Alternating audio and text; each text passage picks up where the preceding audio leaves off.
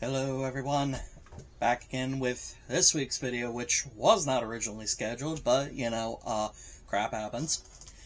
I'm here to talk about the first of the two Alan Wake 2 expansions, Night Springs, which just dropped today, a few hours ago actually. I have since played all the way through it. I have all the trophies for it. It took me about, I want to say, maybe 4 or 5 hours to get through the whole thing. Of course, I was, again, excuse me, doing trophy-related stuff, so that probably added some extra time. And, of course, this was a blind run. And, I gotta say, the trailer that we got yesterday during Summer Games Fest, along with the announcement that it would be out, today. The DLC looked and is a lot of fun. So the expansion is divided up into 3 different episodes of the titular Night Springs show, written by Sir Alan Wake and hosted by the ever enigmatic Roland Orr.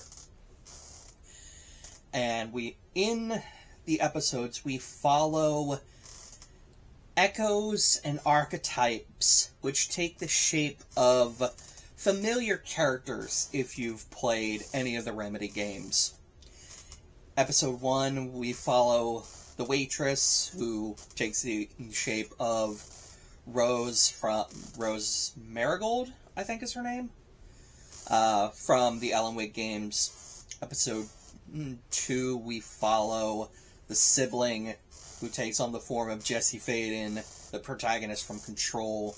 And episode 3, we take on the role of the actor who takes the shape of Sheriff Tim Breaker from Alan Wake. And, man. These games were, these little mini-games, little mini-chapters, episodes, were a lot of fun. I think probably the one that is just the most fun and kind of funny also, at least to me, I thought so, was the Rose one. It's just a straight power fantasy. Her story is trying to save, her writer. I'll let you figure out who that is. But her writer from, all his haters and, I can't believe I'm about to say this sentence out loud. The bad boy, his evil twin, who has, taken him and put him somewhere. It's just a straight power fantasy. You're running around with a fucking shotgun and just laying waste to people. It's fun. I'd say none of these are really meant to be taken too seriously, except for one. I'll get into that one in a little bit. I won't give spoilers. There's not really much to spoil, and even then, the thing I could talk about, I need a few minutes and probably several more playthroughs to process. Because, oh boy, Remedy did a Remedy. And I am 1000% here for it. In case you couldn't tell, I love Remedy's games. And these were just fun. I'm just going to call the characters by their names, not necessarily their roles. In Jesse's chapter, again, bear in mind, these are not the actual characters. These are roles that have taken on the appearance of characters we know. Excuse me. In Jesse's episode, she's looking for her brother who's been taken by a mysterious government agency who was also hunting her. Very reminiscent of Control. And then episode 3, we have Tim Breaker traveling through the multiverse while being stalked by his nemesis. if you're familiar with Remedy's games, first off, these are just fun to play by themselves. You don't need to know the larger Remedy connected universe, shared universe, whatever, their multiverse to understand anything or to enjoy these. They're fine on their own. But if you do, if you are a fan of Remedy's games, if you've played several of them, if you're in the know, as it were, about, this whole connected universe and how threads and just other things, like the commonalities between the different Remedy games, there are people in the internet that explain this way better than I do.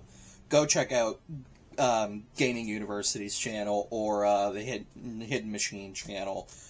These two will explain it way better than I do, and also they have more than 10 minutes to talk about this stuff. I promise I might eventually try to find editing software. But anyway, there's a lot of different sort of visual and plot element and even certain lines, little Easter eggs or allusions to other games, including some that we can't legally connect to the universe just yet, if ever. But, don't worry about it. And it's just a lot of fun. The one that I'm going to need to sit with for a bit is Episode 3. I thought this DLC was just going to be these little fun games that didn't really add a whole heck of a lot to, like, the lore of the wider universe of Remedy's games. My God, was I wrong. I am so wrong.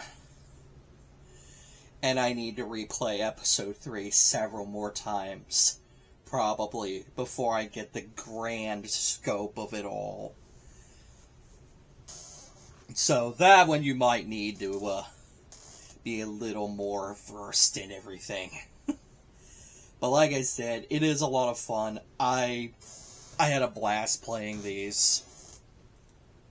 And I very much am looking forward to see Lake House expansion number 2 when it eventually releases later this year. Thank you again, Remedy. You guys make some good shit. Anyway, that's all I have for now. I will see you guys next time.